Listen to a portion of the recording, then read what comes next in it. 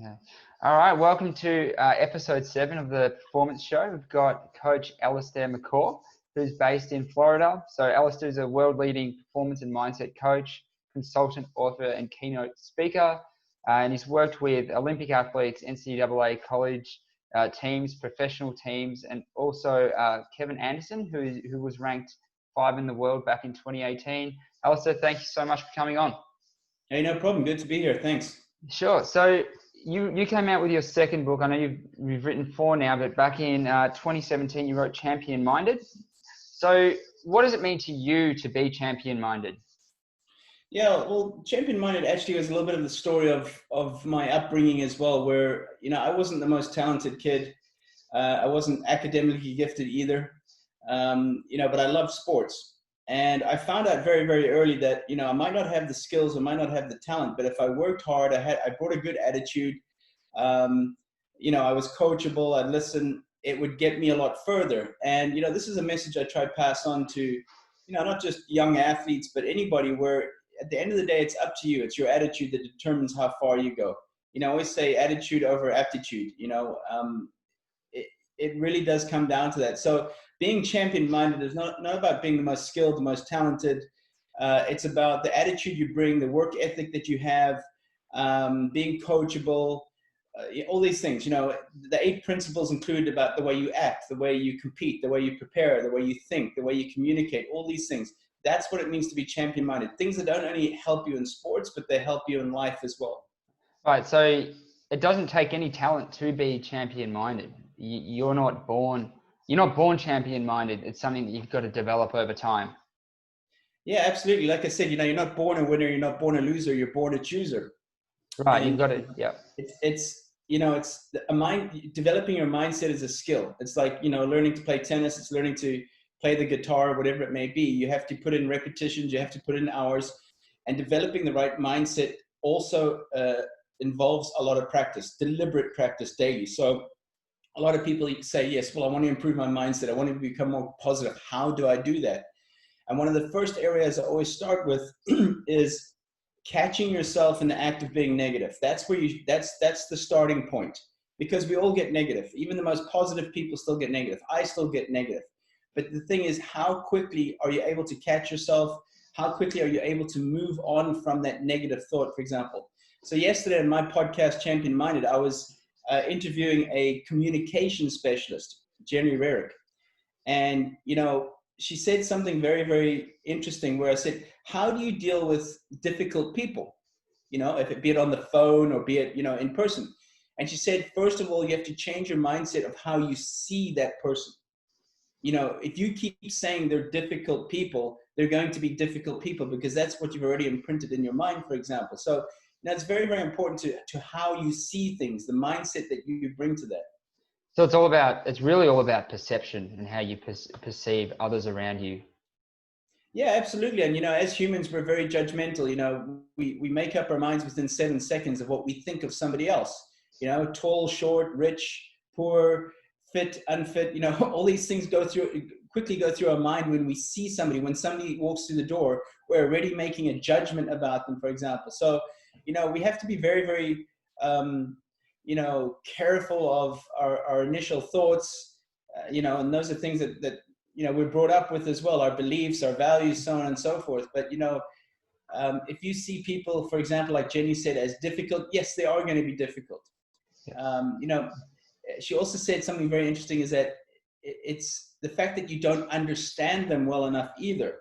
So you just find it difficult, because it's like, like a puzzle, or trying to work out something that you can't work out. So yeah, it's very, very important to how we see things from the get-go.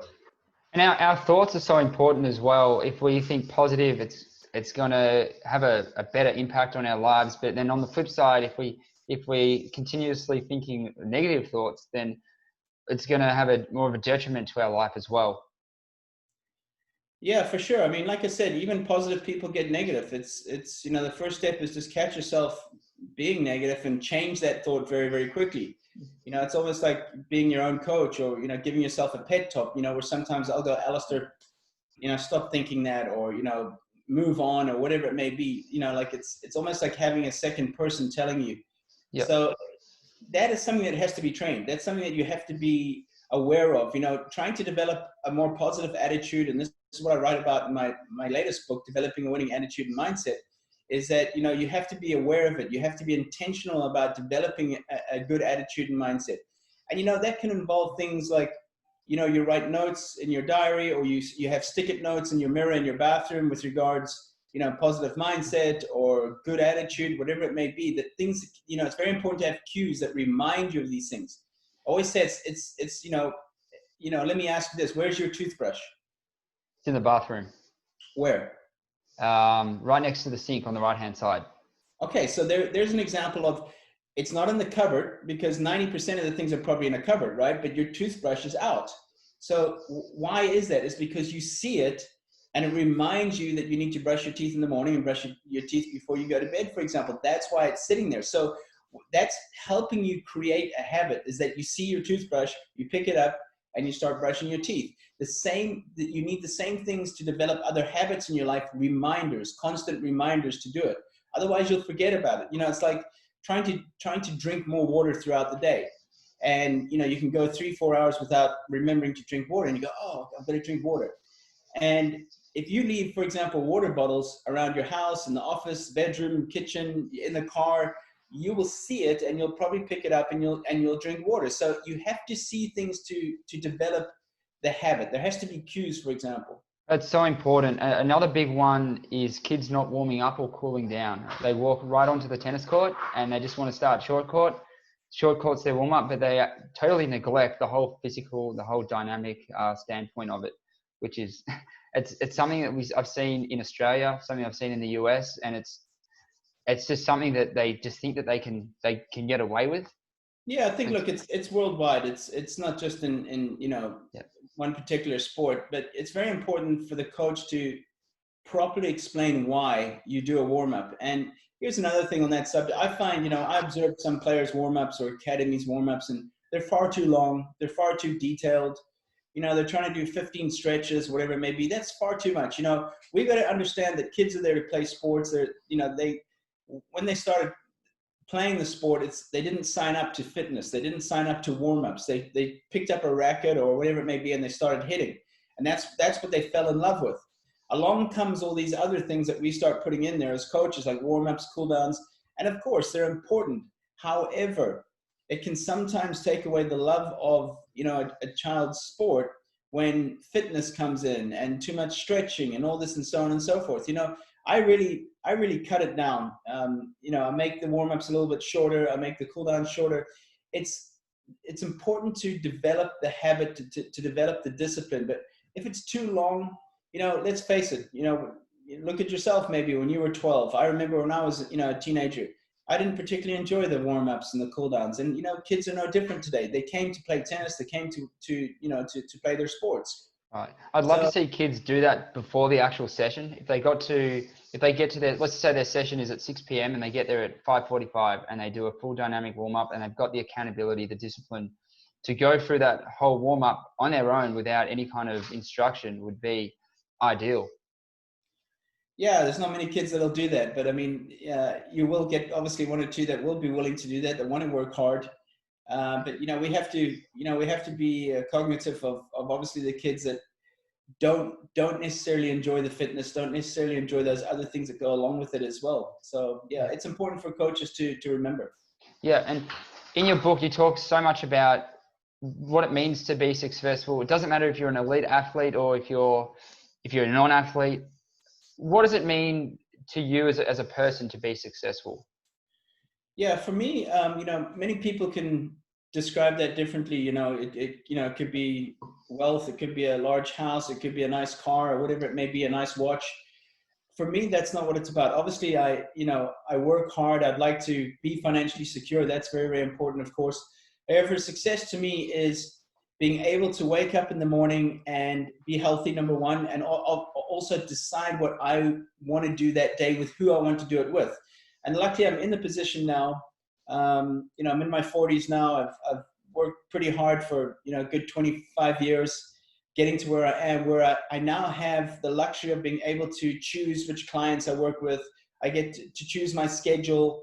who I want to consult with, so on and so forth. But it's taken obviously 25 years of hard graft to get that. So for me, that's success. And I believe if, you know, you work hard at what you love doing, you will be successful. You know, so many people go into jobs or they go to college and they're doing things they don't like, they can't stand because the parents maybe wanted them to be a lawyer or a doctor, whatever it may be. And yes, they graduate, they go into these jobs, but they don't love what they're doing. They don't enjoy what they're doing. They're getting a great paycheck, which is nice, but you know, do you want to be miserable? Do you want to, you know, wake up in the morning and go, oh, I got to go to work? That's not, for me, success. Yeah, I feel like a big part of it is they don't know what their why is. So they might be a great lawyer, they might have a good salary, but they're not happy doing what they're doing. They don't know what their purpose is. So they're doing something, but it doesn't actually fulfill them in other ways. Yeah. It's so important to try and find that purpose if you can find it. Yeah, no, absolutely. I mean, here's the thing. I mean, it's a big buzzword is find your purpose. A lot of people, you know, have difficulty in finding their purpose. And I always say, don't force it. You know, I didn't find my purpose probably until about maybe 10 years ago. And here's the thing is that your purpose can change, you know, with life and evolving. And my purpose 5 years ago is probably not the same as it is today, for example. So you evolve, you change. You know, my purpose is really pretty simple. It's to inspire as many people as possible. It's to help them find their purpose. That's why obviously I love adding value. I like, you know, being on social media. I like putting out a podcast, writing books. That's my way of adding value, of doing what I love, of, you know, it's the biggest joy for me to get an email or a message of someone saying, you know, I read your book or I read a quote or whatever it may be, and it changed my direction or changed my mindset, or even I've had, you know, a few where it changed my life, for example. And that gives me great joy. I see that as fulfilling my purpose. And from listening to your online podcasts, I know that you select 2 words at the start of each year. And one of those words that stood out to me was impact. You want to impact and add value to other people's life. And by doing that, that gives value to your life. Yeah, absolutely. Yeah, the 2 words were joy and impact. And I'm sure you've probably picked up on that in this conversation, is that I use them a lot. Impact was more about my purpose, and joy was more about personal, because, you know, you can be so busy with life and doing what you love, but there's no joy there. You know, you're not spending time enjoying what you're doing. And like I said, life is short, and it's still something I struggle with, Lachlan, is joy of really enjoying a moment. For example, you know, all we have is this moment. There's no guarantee of this afternoon or tomorrow, for example. You know, life can be short, and I don't want to sound depressing here or anything, but, you know, we've got to enjoy the moment more. Be present in the moment.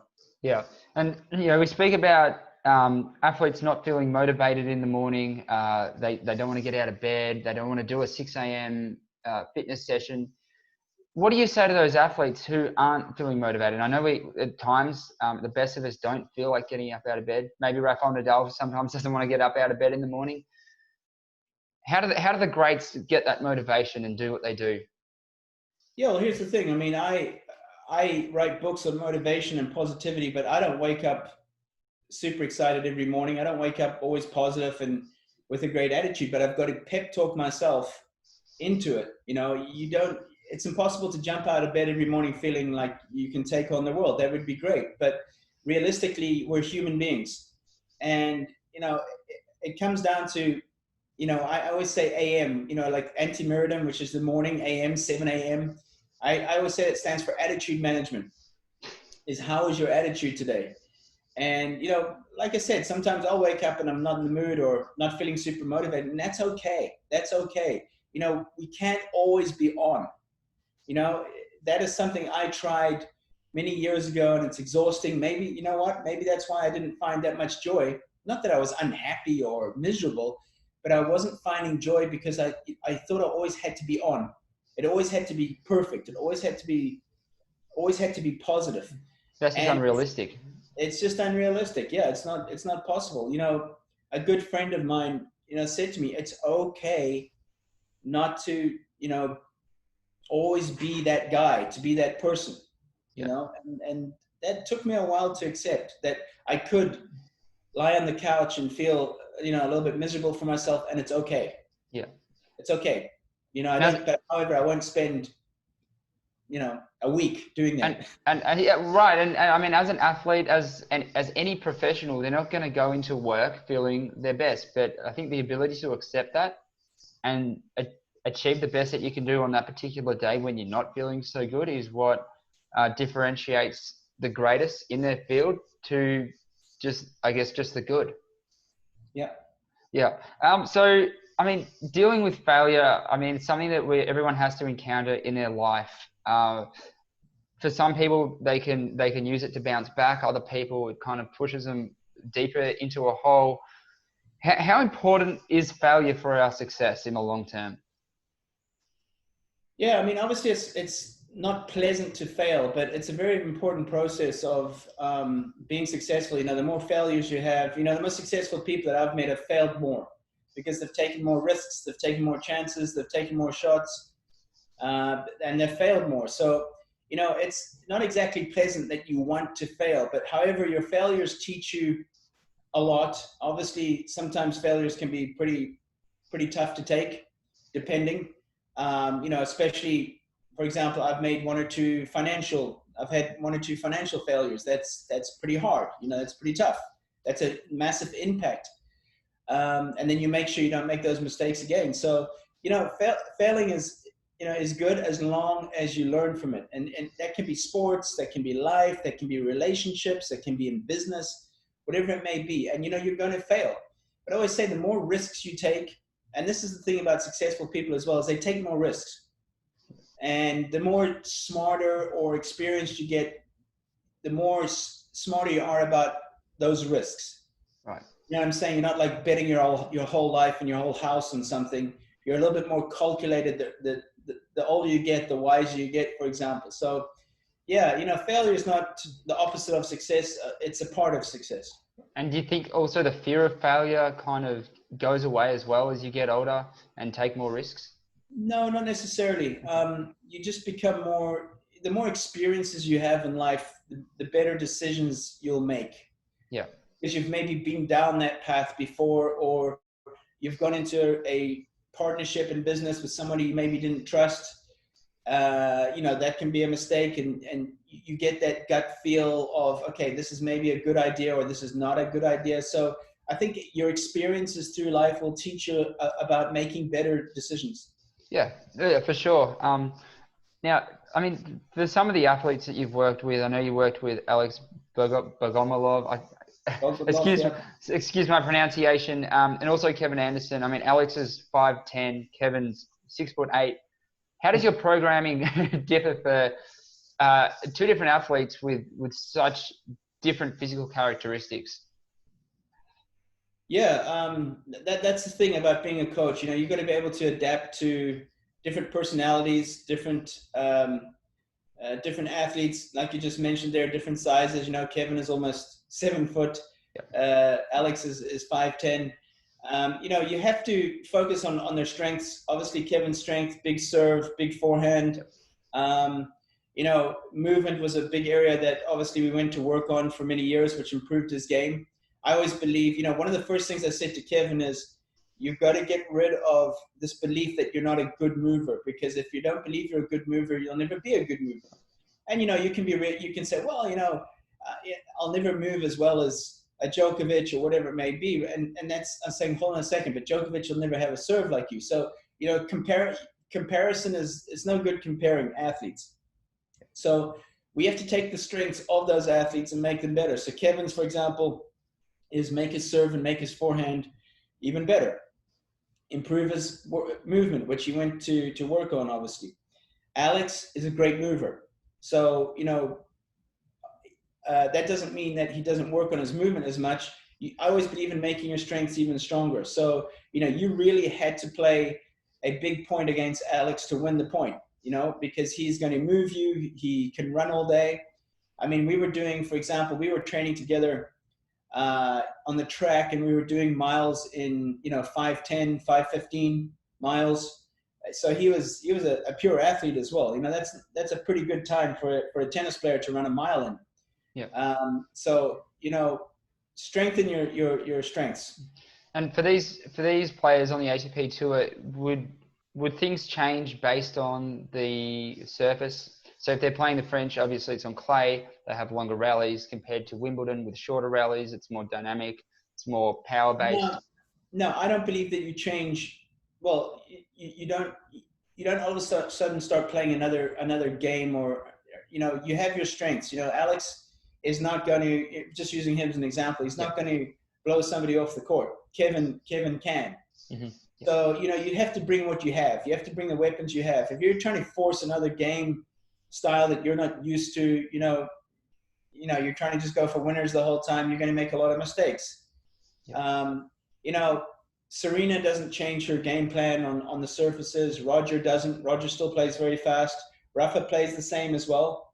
You know, he hits the same ball, plays the same tactics, etc. So, like I said, you bring your strengths to the court, no matter what surface it is. And obviously the environment can help. I think especially I was watching Kevin play against Djokovic in the semi-finals where it went to like 26-24 or something like that. No, sorry, against John Isner it was. And I mean, his strengths were big serve, big forehand, and that really got him, probably won him the match. So, I mean, I wouldn't say it was the most exciting match to watch with regards tennis, but it was exciting to watch with the score, and obviously, you know, the mental fortitude of Kevin. You know, he had beaten Roger Federer in the quarterfinals, which is as big as it gets at Wimbledon, no matter what round it's in. And then to come back out and, you know, play John, who was playing incredibly well. Anyone who's reaching a semi at a Grand Slam, you know, they're hot. That was massive. That for me, mentally, that was massive. I mean, he came back from 2-0, 2 sets down against Federer at Wimbledon, at his backyard. So that was just massive for me. Yeah, it would be so interesting to know what was going through his head at 2 sets to love down, and to win 3 sets straight against someone like Federer, who's won the tournament 8 times. That's just crazy. That match kept me up at night. I was up to 2 or 3 a.m. in Melbourne. Oh my gosh, that was crazy. Now, I mean, in the ATP Tour, you know, you see the Australian Open. It's the first Grand Slam of the year, and we see athletes pull out. Sometimes it's due to the sun and the heat wave, but other times it's because of a hamstring injury or a quad strain. Do you think athletes are going too hard during the off season? And then secondly, to add to that, do you think events during the year are too close together where they actually don't allow themselves enough time for recovery in between each tournament? Yeah, first of all, yes, you're right. The most injuries do happen in Australia. And you'd think that's bizarre because they should have had a break and they've been doing some off-season training. But, you know, one of the biggest mistakes is, A, they do too much. B, they do things they're not familiar with. All of a sudden they're boxing. All of a sudden they're running sand dunes. All of a sudden they're doing things that they haven't done before. And that's nice. You know, the trainers are trying to give them something different to do. They're trying to do some cross-training, for example, but they don't take into account the overload that they're doing fitness on top of playing tennis as well, which the body's not used to for the rest of the year. And that's why you see a lot of injuries going into Australia. You know, when I would work with a player off season, I'd always try have them by Christmas, New Year at 80%. I would never want to send an athlete to Australia who was, you know, peaking 100%, because you still got pretty much 2.5, 3 weeks until Australian Open starts. And that's when you really want them to peak. And 3 weeks is a long time. 3 weeks in Australia is a long time. You know, if you lose early in a tournament, you've got another 6 days, 7 days to train. And that's the problem, is that they have a lot of time and they start doing too much. And by the time they get to Australia, like you just mentioned there's hamstring issues, there's hip issues, there's knee issues, all these things. So, yeah, what was the second part of your question? So during the year, during the ATP WTA Tour, do you think that there is not enough time in between events? Just for example, I know with the French and Wimbledon, they have expanded the length in between those 2 tournaments. I think it used to be like maybe 2 or 3 weeks, but now I think it may be around 4 to 5 weeks. I'm not sure on the exact figure. Yeah. Well, it's a good thing that they did make that gap a bit bigger, because like 2-3 weeks was just far too it wasn't enough. I mean, you just always think about Rafa. He wins the French on the Sunday, and then he's playing either Halle or Queens. Well, he hasn't played Queens for a long time, but there he is, like 2 days later on the grass. I mean, it's ridiculous. Obviously, it's his choice to do that, but I do find there could be a little bit of a bigger gap. But thank goodness they did make that gap bigger between the French Open and Wimbledon. Like you just said, there now it's 4 weeks instead of, I think it was even down to two or three before. No, I think the very important thing is scheduling, and that's what I help players with as well, is scheduling their year, scheduling, tournaments, and that can change. It usually does change quite a lot because, an athlete could get ill, could get injured. Maybe their ranking goes up where they're into higher tournaments now. A player that's around 100 or 120 doesn't know if they're going to be in an ATP qualies or they're still in a challenger this week. Yeah. So it's very, very important, to be on top of the scheduling to help with less injury. And Allistair, my last question surrounding the coronavirus, the whole COVID-19 pandemic, how do you think athletes can use this time, this whole window of opportunity, to something that can really benefit their game rather than kind of drawing upon the negatives on it? Yeah, I think it's important, regardless if you're a tennis player or not, is to set many goals each day. So, yes, you can't go to the gym maybe, or, I think, most can play tennis now. Obviously, it's a sport where there's already social distancing because there's, quite a distance to your opponent or the person you're playing with. But, just do what you can. Obviously things aren't back to normal. So, maybe you can't go to the gym or whatever it may be, but there's a lot of things you can do at home. There's a lot of things, there's so much information online now. Nobody can say they don't know what to do.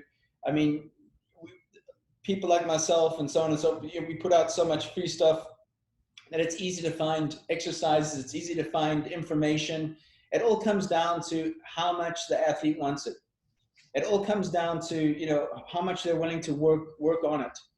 No one's going to make you great. You have to go and find that yourself. No one's going to make you successful. You have to go out and do the work. Just like my shirt says, made for greatness, but you got to go out and do the work. And that's pretty much what it comes down to.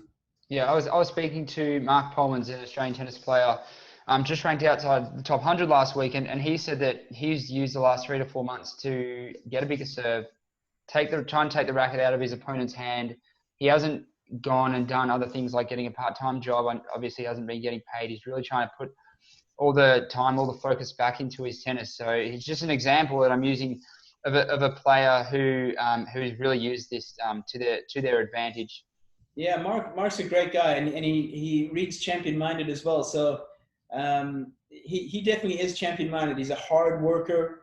Yeah. I think he's proved a lot of people wrong of how far he's been able to go, and I'm really excited. I believe he can go a long way. I can believe there's no limit. I don't like to say top 100, 50, 20. Who knows? I mean, nobody thought Kevin would be number 5 in the world, but Mark's got a good attitude. He's got a good work ethic. He keeps working. He's going to climb up there for sure. I used to train with Mark. He was maybe 13 or 14, and I'm older than he is. I was maybe 18, 19, and he was, compared to a lot of the other kids, I mean, his work ethic was unbelievable, and he was beating all the older guys. Obviously, we were stronger than him physically at the time, being 5 or 6 years older. But his work ethic was just incredible, and he was beating up on most of the older guys there. I think, yeah. I mean, Mark's strengths, obviously his work ethic, which is great. But I think, when you see that guy's name in the draw, you're in for a match, and that's a strength. That's a strength. He might not have the biggest serve, forehand, whatever it may be. However, when you're playing somebody that you've got to beat, if you know what I mean, as in you have to play today to beat this guy. Otherwise, he's not going to give you much. Right. And that's a strength. That's a really, really good quality that I try to get across to younger athletes is, and this is what Champion Minded is about, is that you don't give up on a ball. You just make life as difficult for your opponent as possible. Is that when they see your name in the draw and you might not be ranked higher than them or vice versa, you think, oh boy, I'm playing him or her. That's going to be tough. I'm in for a day today. Already you've planted a seed in your opponent's mind of, all right, I got to step up today. Right. You know, it was like your fellow countryman Leighton Hewitt. You knew when you would draw Leighton, you were in for a match. The guy was not going to go away.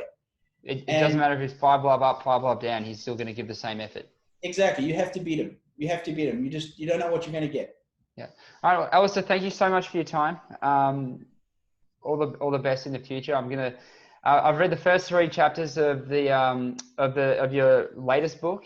I've loved it so far. So I'm trying to aim for 20 minutes a day, and then hopefully by the end of the month, I'll be at the end of it. Good stuff. No, it's been a pleasure talking to you, and best of luck with everything. Thanks for having me on. No worries. Thanks, Allistair. Cheers. Thanks, Lachlan. Bye bye.